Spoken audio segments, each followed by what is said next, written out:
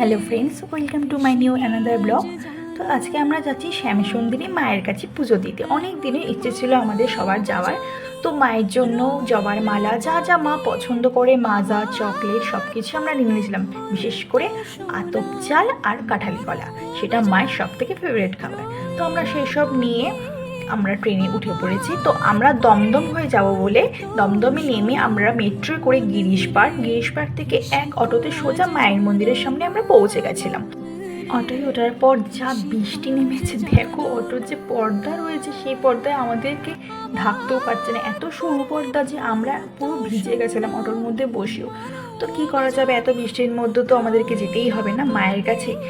তো আমরা এই অটোয় করে সোজা মায়ের মন্দির যেখান থেকে লাইন শুরু হয় সেখানে আমাদেরকে কাকুটা নামিয়ে দেয়। তো সেখানে আমরা লাইনে গিয়ে দাঁড়িয়ে যে যার ফুলের জিনিসপত্র সবাই আমরা আলাদা করে নিই।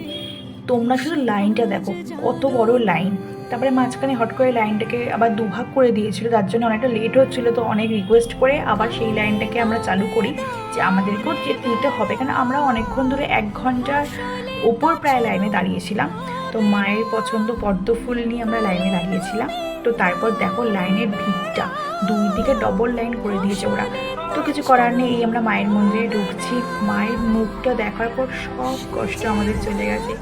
শুধু মায়ের মুখে হাসিটা তোমরা দেখো, তোমরাই বুঝতে পারবে।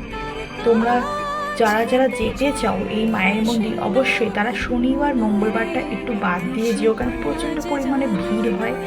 তো ভিড়ের জন্যই আমি এই কথাটা বললাম। তো আমার খুব ইচ্ছে ছিল শনিবার যাওয়ার, তো আমি সেই জন্যই গেছিলাম। তো বাবাকেও দর্শন করে আমরা বেরিয়ে পড়েছি, দেখতেই পাচ্ছ। তো এই যে কলেজটা যে দেখছো, এই হোমিওপ্যাথি মেডিকেল কলেজটার উল্টো দিকে মায়ের মন্দিরের গলি, তোমরা সহজেই চলে আসতে পারবে।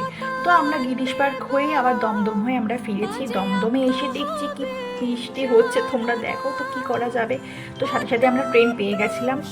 তো এটা আমার খুব মনের ইচ্ছে ছিল যে মায়ের কাছে যাবো, তো যেতে পেরেছি। তো আজকের মতো এইটুকুই, আবার কোনো নতুন ব্লগ নিয়ে তোমাদের সাথে আসছি।